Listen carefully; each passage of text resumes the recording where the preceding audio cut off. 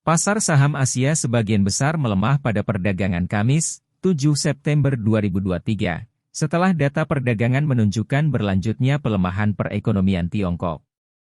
Sementara saham teknologi regional terpukul oleh prospek pembatasan lebih ketat oleh Amerika terhadap teknologi Tiongkok. Wall Street ditutup lebih rendah pada perdagangan Rabu kemarin, di mana indeks Nasdaq turun hingga 1%, setelah data sektor jasa yang dirilis lebih kuat dari perkiraan. Ini memicu kekhawatiran inflasi yang masih mengakar sehingga suku bunga akan tetap lebih tinggi dan lebih lama. ISM mengatakan bahwa PMI non-manufaktur bulan lalu menguat ke 54,5, lebih tinggi dari perkiraan 52,5, sementara harga yang dibayarkan untuk input bisnis sektor jasa meningkat. Data ini kembali memicu potensi kenaikan suku bunga meskipun Fed diharapkan membiarkan suku bunga tidak berubah bulan ini.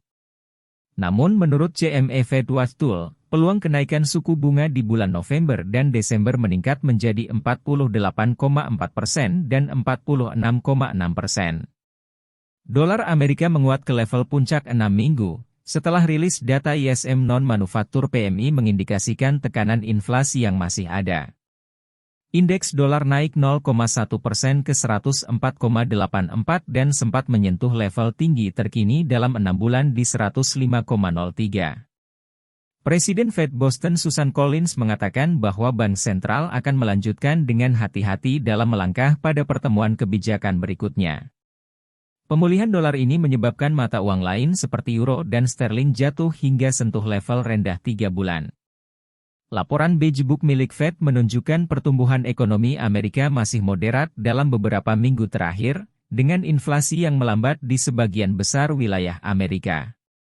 Penguatan dolar mendorong yen ke level terendah 10 bulan, dan membuat euro dan sterling berada dekat posisi terendah 3 bulan. Investor menaruh kepercayaan mereka pada perekonomian Amerika yang masih tangguh bahkan di tengah prospek pertumbuhan global yang suram.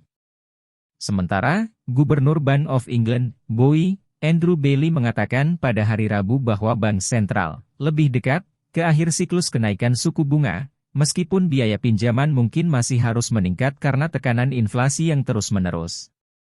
Harga emas melanjutkan koreksi di hari kelima karena yield treasury meningkat dan juga muncul kembali harapan suku bunga tinggi untuk waktu yang lama disertai kekhawatiran pertumbuhan global sehingga investor beralih menuju safe haven dolar.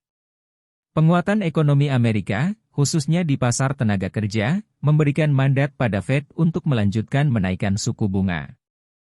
Bahkan setelah beberapa anggota OPEC ingin memperpanjang masa pemangkasan output hingga akhir tahun.